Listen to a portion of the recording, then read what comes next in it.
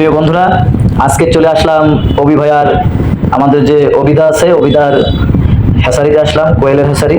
এখানে সে ইনকিউবেটরে কোয়েলের বাচ্চা ফুটায়, এরপরে হাঁসের বাচ্চা আছে, আমি ডিম দিয়ে রাখছি।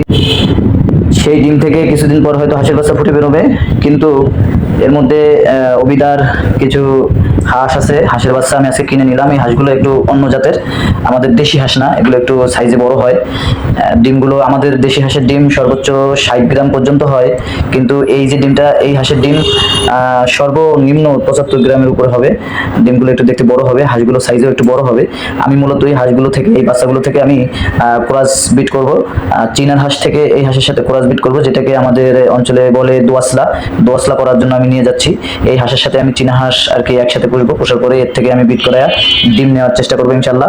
আমি আজকে নিয়ে আসলাম 13 পিস বাচ্চা, আমি নিয়ে আসলাম 13 পিসের মধ্যে অনেকগুলোই মদ্দা হবে। মদ্দাগুলো 3 মাস পরে খাওয়ার মতো হয়ে যাবে, আমি খেয়ে ফেলবো যদি বেঁচে থাকে।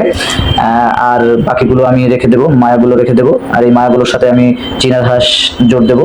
এই যে আমি বাসায় আনার পরে আমার কামিনী চলে আসলো। কামিনী দেখেন কি করতেছে বন্ধুরা, সে ভাবতেছে কিরে এই আবার কারা, নতুন মেহমান আসছে। এই যে তাদেরকে এখন একটু ছাড়লাম, কিছুক্ষণ যাবত গাড়িতে ছিল, ভয় পাইতেছিল।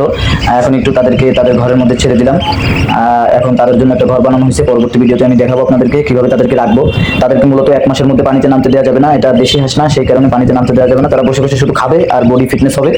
কিভাবে কি হয় আমি আপনাদেরকে দেখাবো। প্রিয় বন্ধুরা, আমাদের চ্যানেলটা সাবস্ক্রাইব করুন, আমাদের ছোট্ট চ্যানেল।